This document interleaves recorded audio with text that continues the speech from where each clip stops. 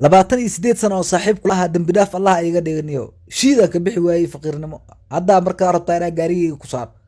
waraa soconaya caashabaado waa iisoo dire sida aniga inaa naagaha ka dambeeya camal warniyo markaa shiidka kaa bato cunur camala usoo ure yaa gaari ku saara karaniyo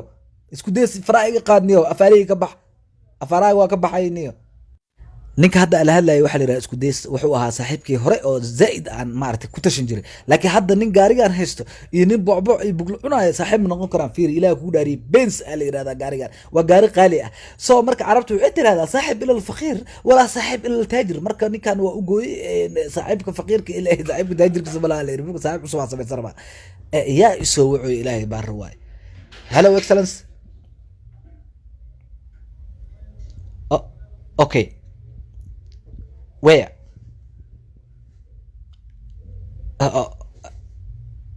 ay ninka hadda ilaalinaya madaxweynaha Soomaaliya waa aabili wuxuu taagay madaxwashka oo doorashada ka soo qayb galin doorashada soo niyo baxar ay galin waa ku bariya madaxwashka oo meesha iska joog gaarigan asa hadda asa isii quraacda ku doono dhahay mid kale ku soo wada aqadada ku dooratid mid ka cashada ku soo wada ka war nin gaarigan quraac bis ku doonay ka war gaarigan ilaa ku dhashay quraac bis kan qadada ka war kan cashada ma aamini kartaa niyo wax ka cabsanayno il ina ugu disho il bir aadan jabal jibsaaliiri saayo ilaahay la gadin waa ku bariya saayo wallahi bilaa waxa ay sabab laabkeeda iska xirto wallahi warriyo saaxiibo waxa kugu sameey baaqa kale noqon dadka faqiirinta ay sheegan faqiirintan iyo ishooda kulusha zaid wa hadda ka hor anoo faqiir ah laba qof in la gidiya ku dhaw la ayra ku jirtaa saaib ma salaamaniyo ay iga wareej sambalolshi igu salaan ogeysiis